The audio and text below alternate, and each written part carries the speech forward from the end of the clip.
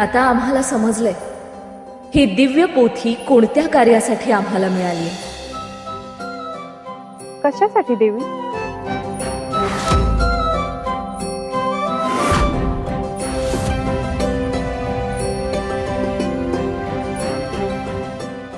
आपण अचानक दरबारात का आलोय? नेमकं तुमच्या मनात काय आहे देवी? तुमच्या प्रत्येक प्रश्नाचं उत्तर कळेल.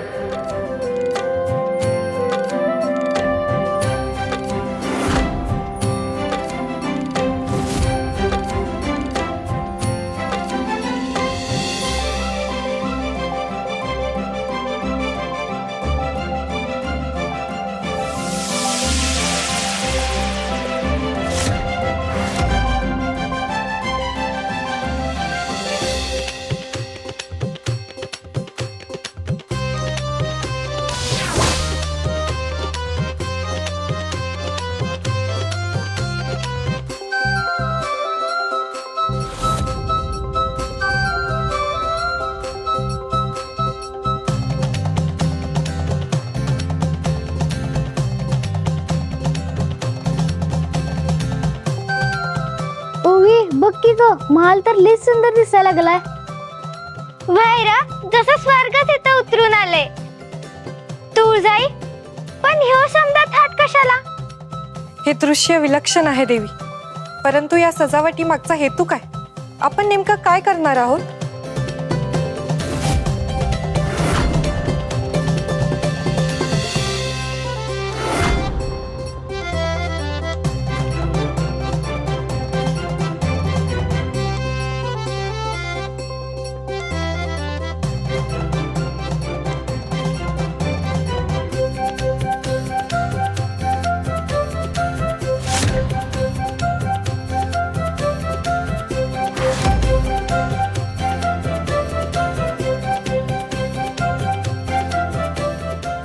आज या दोन्ही मुलांनी आम्हाला एक महत्वाची गोष्ट शिकवली.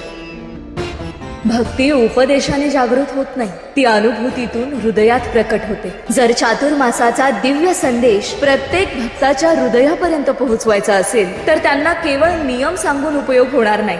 त्या प्रत्येक व्रतामागची भावना, त्याग, श्रद्धा आणि महिमा हे सगळं त्यांच्या मनात कथा स्वरूपात उतरवावं लागेल. अगदी खरंय. गोष्ट एकदा ऐकली की ती लगेच लक्षात राहते. वय, लहानपणी ऐकलेल्या गोष्टी अजून बी आठवत्यात. नवरात्रीच्या काळात जगदंबेने घटस्थापनेचे महत्व गावकऱ्यांना कथांमधून समजावले होते. या वर्षी ज्वारी आणि हरभरा हे पीक लावलं तर ते छान उगवू देईल. पिकावर रोग पडू नये म्हणून झेंडूच्या बियांच्या सरी घाला. घराघरात दिव्याचा जागर करा. आई राजा! उपदेश म्हणून नाही तर अनुभव म्हणून. म्हणूनच त्या कथा आजही लोकांच्या स्मरणात आहेत. वय तू जाई, आज बी लोक तेच म्हणतात. तू जेव्हा गोष्ट सांगायचीस तेव्हा लहान थोर समदे बसून ऐकायचे आणि गोष्ट कधी संपली ती कळायची बी नाही, पण ती मनात कायम राहायची. म्हणून यंदाच्या चातुर्मासात आम्ही देखील तेच करणार आहोत. प्रत्येक व्रत, प्रत्येक उपवास, प्रत्येक भक्ती मागची कथा आम्ही स्वतः भक्तांना सांगणार आहोत. त्या केवळ गोष्टी नसतील, ते भक्तीचा मार्ग दाखवणारे दिव्य संदेश असतील. प्रत्येक कथात एखाद्या भक्ताचा अनुभव असेल, प्रत्येक व्रताचा महिमा असेल आणि प्रत्येक प्रसंगातून श्रद्धेची नवी ज्योत प्रज्वलित होईल. भक्तीचा प्रसार केवळ उपदेशाने नाही तर मनोरंजनातून, कथांमधून आणि भावनेतून होईल. अद्भुत देवी, अशी कल्पना याआधी कधी माझ्या विचारातही आली नव्हती. असे झाले तर चातुर्मास खऱ्या अर्थाने भक्तीचा उत्सव बनेल आणि लोक केवळ व्रत करणार नाही तर त्यामागचा अर्थही जाणून घेतील. हाच आमचा संकल्प आहे. भक्तांनी जेव्हा व्रत करावे तेव्हा ते भीतीपोटी नाही तर श्रद्धेपोटी करावे. जेव्हा कथा ऐकावी तेव्हा केवळ कानांनी नाही तर हृदयाने ऐकावी. तामसी तात्काळ संपूर्ण गावात दवंडी पिटवण्याची तयारी कर. प्रत्येक घरापर्यंत आमचा संदेश पोहोचला पाहिजे. कोणता संदेश देवी? स्वतः आई तुळजा भवानी चातुर्मासाच्या दिव्य कथा आपल्या भक्तांना सांगणारे. प्रत्येक भक्ताने आपल्या परिवारासह उपस्थित राहावे. भक्ती, श्रद्धा आणि ज्ञानाचा हा सोहळा कोणीही चुकवू नये.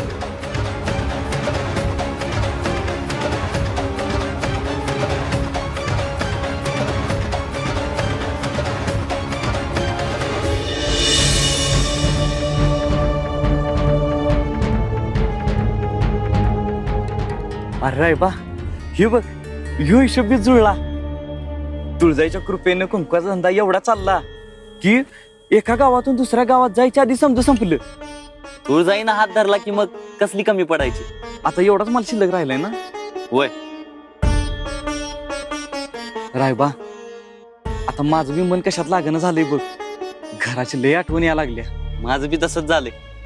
आपण एक काम करूया, उद्या सकाळीच परतीच्या वाटेला निघूया. होय,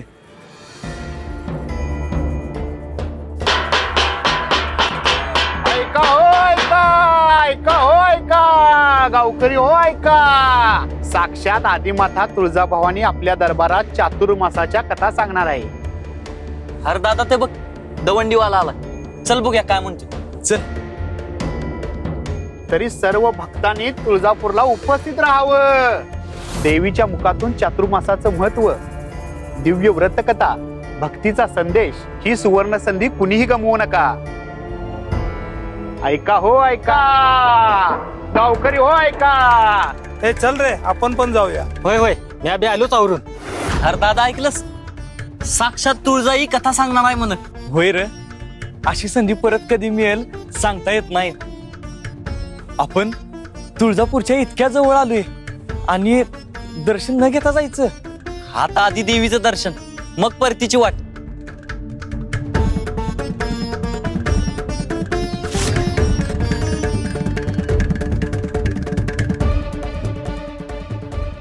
आता कळलं मला. काय? हे कुंकू कुणासाठी राहिले ते. हे कुंकू कुण्या बाजारासाठी नाही, जर आपल्या तुळजाईच्या वाटणीचं हाय, तिच्या चरणी अर्पण करायचं हाय, तिचा मान करायचा हाय. खरंच रे, आपल्या या कारोबारला तिनंच भरभराट दिली. या कुंकवाचा मान तिचाच. मग ठरलं, उद्या सकाळी गावाला जायच्या आधी सरळ आपण तुळजाईच्या दरबारात जाऊ, तिचं दर्शन घेऊ, तिच्या मुखातून गोष्टी ऐकू आणि हे कुंकू तिच्या चरणी अर्पण करू. वय, आणि मगच परतीची वाट धरायची. चल, तयार करूया. उद्याचा दिवस आपल्या तुळजाईच्या नावानच. आई राजा, उदो उदो. चल. आहे आहे गा आहे आहे गा आहे ते भिक्यानं तर पण अंगाचा चुराला केला, लय मारलं.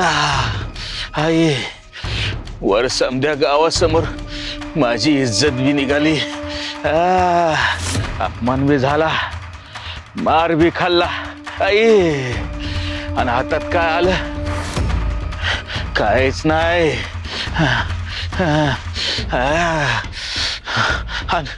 आणि चातुर्मास बी सुरू झाला.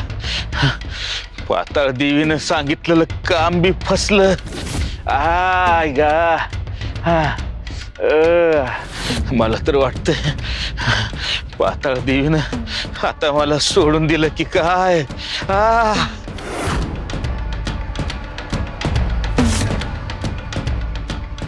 अगं बाबू, हे पाताळ देवीने दिलेलं शक्तीचं कड बी फुटलं. आता म्या काय करू म्या?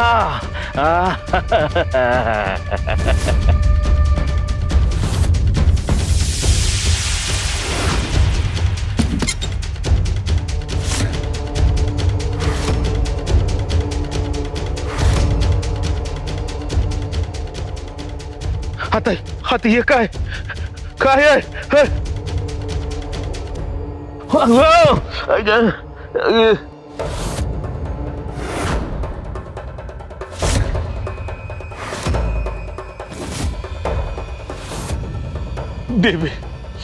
देवी मी आज चुकलो. मला माफ करा देवी. यावेळी पुन्हा तशी चूक होणार नाही देवी. फक्त फक्त ती एक संधी द्या देवी. देवी, तुम्ही माझ्यावर रागवला नाही, शांत कशा काय? हे पहा,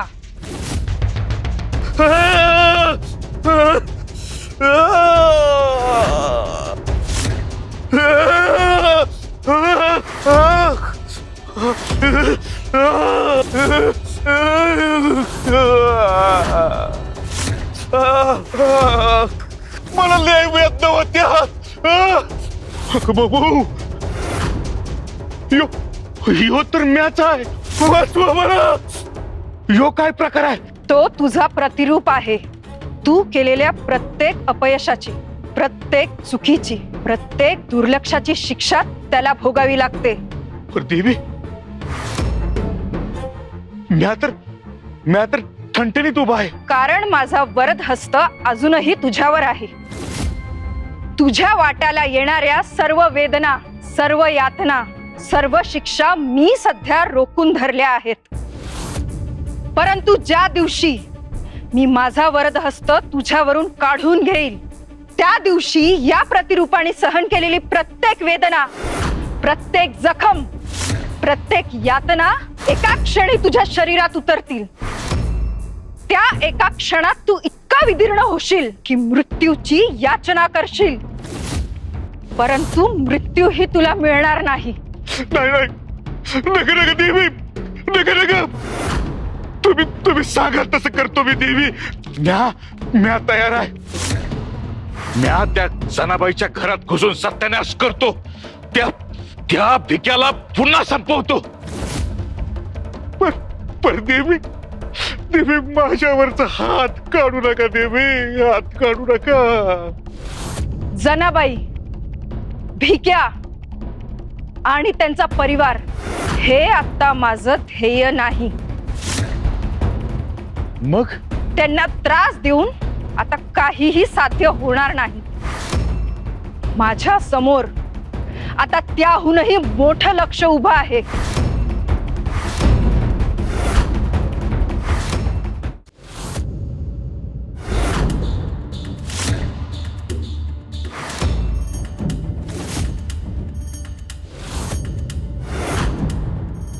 असुर नरेश, दैत्यगुरु, आपण दोघेही सुखरूप परत आलात, यातच आम्हाला समाधान आहे.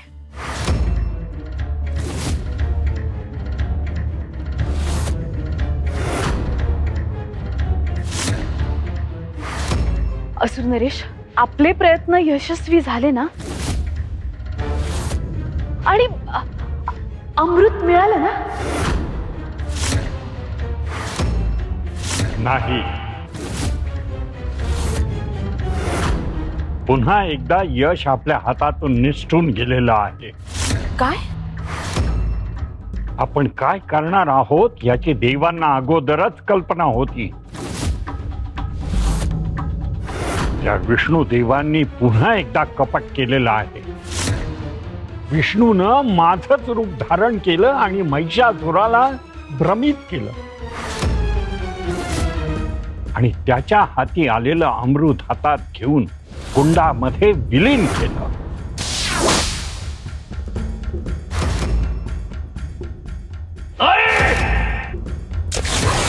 आणि हा योगायोग असूच शकत नाही.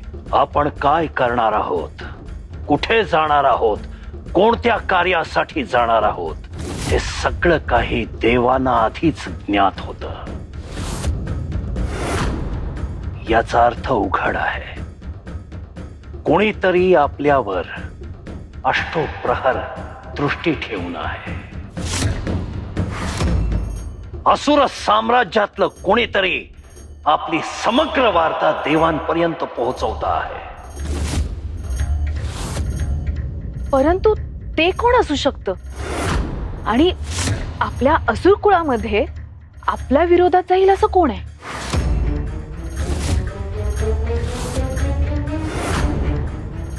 तोच जो गेल्या काही काळापासून आमच्या प्रासादात गुप्तपणे वावरतो आहे.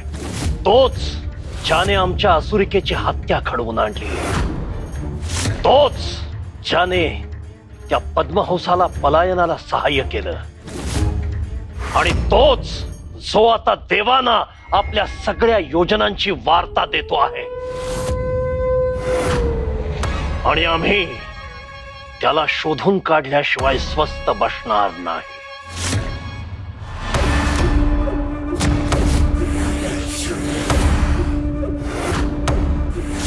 संशय हे युद्धशास्त्रातलं सर्वात मोठं धोकादायक शस्त्र आहे महिषासुरा. सध्या आपण थकलेलो आहोत. आपलं मनही अस्थिर आहे आणि अशा अस्थिर मनस्थितीमध्ये घेतलेले निर्णय चुकीचे ठरू शकतात महिषासुरा. तेव्हा आपण अगोदर विश्रांती घेऊ आणि मगच शांतपणे हे प्रश्न सोडवण्याचा प्रयत्न करू.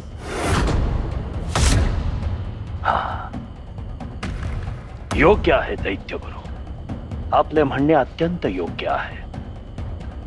आपण अत्यंत श्रमित झाला आहात. आपणास अत्यंतिक कष्ट झाले आहेत. तेव्हा आपण आपल्या निवासाकडे प्रस्थान करावे आणि विश्रांती घ्यावी. आपण यावर पुन्हा बोलू. ठीक आहे, पण तूही स्वतःची काळजी घे. येतो आहे. असुर नरेश, आपण एवढ्या विचारात का पडला आहात? सम्राज्ञी, आमच्या मनामध्ये एक संशय आकार घेतो आहे. संशय? कसला संशय? ही सगळी विश्वासघाती कृत्य करणारा, आमच्या सगळ्या वार्ता देवांना पोहोचवणारा दुसरा तिसरा कोणीही नाही. कदाचित ते साक्षात दैत्यगुरु शुक्राचार्य आहेत. मग मला आता काय करायचं? चातुर्मास सुरू झालाय. ह्या 4 महिन्यात तुळजा भक्तीचा दीप प्रज्वलित करेल. श्रद्धा वाढेल, धर्म बळकट होईल आणि देवांवरील विश्वास अधिक दृढ होईल. परंतु जर या चातुर्मासात तू माझं पुढचं कार्य पूर्ण केलंस तर केवळ तुळजाच नाही तर संपूर्ण देवसत्तेचा पाया हादरेल. असं काय काम आहे देवी? ते कार्य एवढं कठीण आहे की आजवर कोणत्याच असुराने ते करण्याचं धाडस केलं नाही.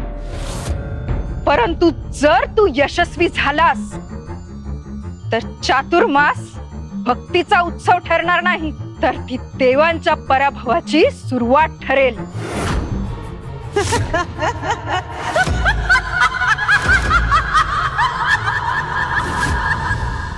काय? हे कसं शक्य आहे? ज्यांनी आयुष्यभर आपल्या असुर कुळासाठी तप केलं त्यांनी विश्वासघात केला? नाही नाही, असुर नरेश, हे अशक्य आहे, अशक्य आहे. आम्हालाही आजवर तेच वाटत होतं सम्राज्ञी, परंतु अनेक संकेत मिळत आले आहेत. आता या प्रवासामध्ये आम्ही त्यांना गुप्तपणे काहीतरी लिखाण करताना पाहिलं.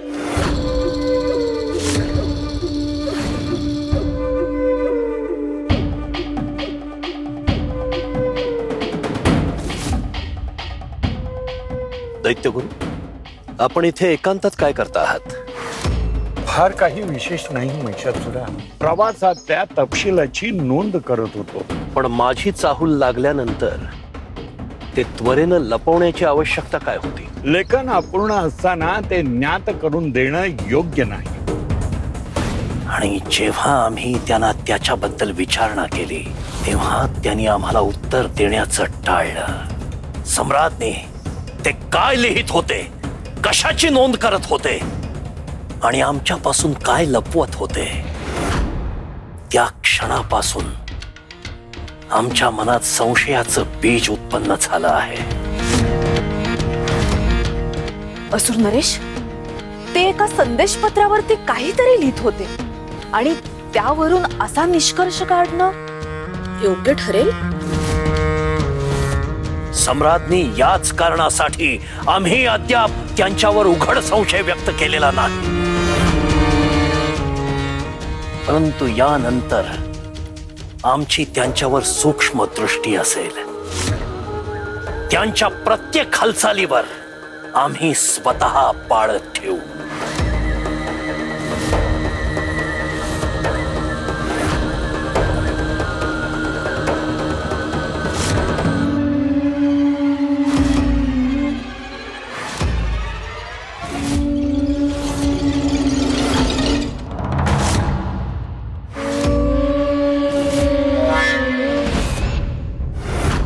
असुर नरेश, हे काय आहे? अमृत.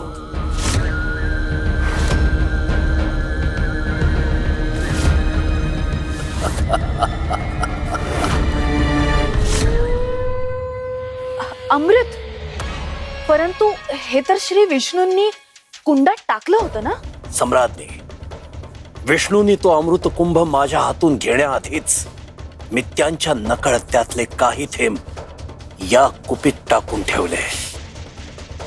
विष्णूंना त्याची गंधवार्ताही लागली नाही.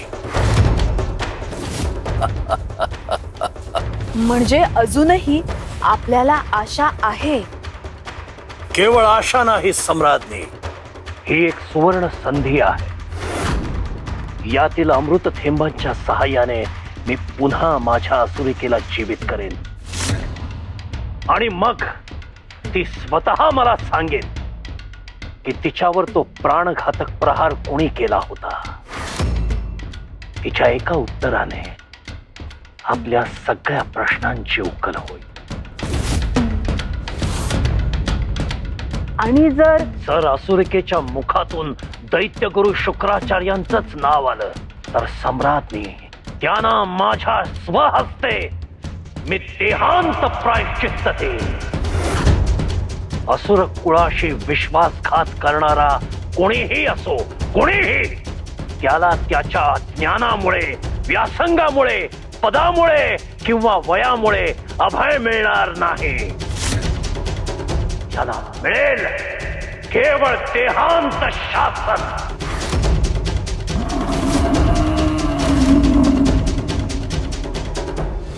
भुजंगबा, तुमच्या आशीर्वादानं समजा बरं चाललंय बघा. यंदा वर्षी पीक पण चांगलं आलंय. गुरढोरं बी ठणठणीत आहेत. लेकरं बाळ पण सुखात आहेत. देवाचा आशीर्वाद असून द्या. म्हणजे तुमचा आशीर्वाद असून द्या. माणसानं कसं खुश राहायला पाहिजे. सुखाचं दिस आलं की त्याचा आस्वाद घ्यायला पाहिजे. एक काम कर, उद्या येताना 2 सोन्याच्या बांगड्या घेऊन ये. तुझ्यासाठी आपण एक होम करू. होय.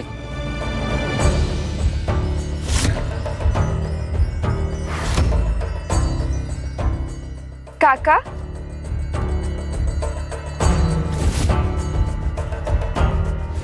जरा की विचारायचं होतं. विचार की ग पोरी. जनाबाईचं घर कुठं आहे? मी त्यांच्याकडे चालली. डाव्या अंगानं सरळ खाली जा. तिथं एक वडाचं झाड दिसेल. त्याच्या उजव्या बाजूला जे मोठं घर आहे ते जनाबाईचं घर.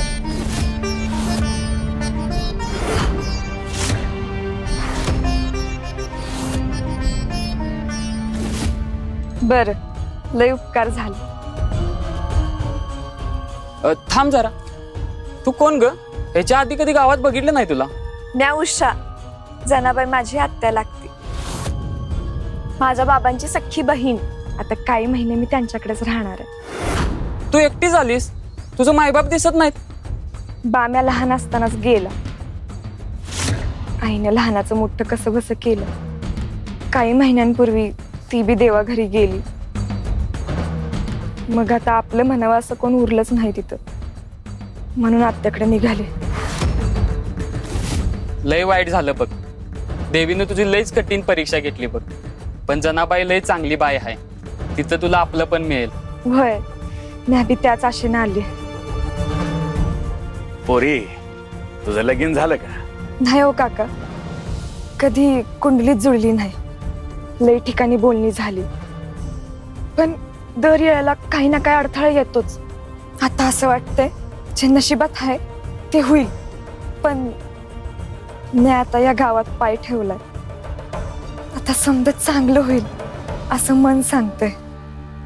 होय ग, तू तुळजाईच्या गावात आलेस म्हणजे भुजंग बाबाची पण कृपा आहे गावावर.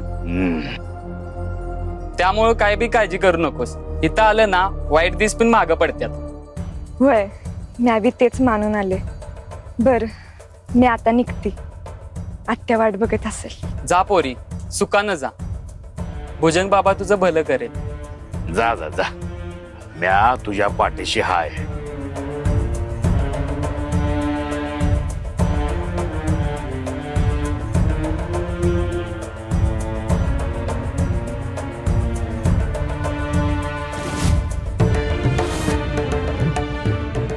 जा, माझ्यासाठी पाणी घेऊन ये. होय, आणतो. उषा जनाबाईच्या घरात राहायला आलेली, आई वडिलांचं छत्र हरवलेली, कुंडलीच्या नावाखाली आयुष्यभर दुःख भोगलेली, हीच पाताळ देवीनं माझ्यावर सोपवलेलं काम पार पाडायला हीच योग्य आहे. आता या घरात प्रवेश करायचा दरवाजा अखेर मला मिळालाच. भुजंगा, तू अजूनही लहान लक्षांमध्ये अडकून पडला आहेस. जनाबाई, भिक्या किंवा त्यांच्या घराचा सूड याने मला काहीही मिळणार नाही. चातुर्मास सुरू झाला आहे. हा काळ केवळ ऋतूचा नाही तर श्रद्धेचा आहे. या 4 महिन्यात जसा जसा भक्तांचा ओघ देवांकडे वाढतो तशी तशी त्यांच्या भक्तीची शक्ती वाढते. सत्य अधिक बळकट होते, धर्म अधिक दृढ होतो. प्रत्येक भक्ताची श्रद्धा ही देवांसाठी शक्ती असते. म्हणूनच मला आता भक्तांवर विजय मिळवायचा आहे, देवांवर नाही. म्हणजे तुळजाचे भक्त जितके वाढतील तितकी तिची शक्ती वाढेल. परंतु तिचे भक्त कमी होत गेले, त्यांच्या मनात शंका निर्माण झाली. त्यांनी भक्तीचा मार्ग सोडला तर तिची शक्ती ही क्षीण होईल. आणि त्याच वेळी माझ्याकडे वळणारा प्रत्येक जीव माझी शक्ती अनेक पटीने वाढवेल.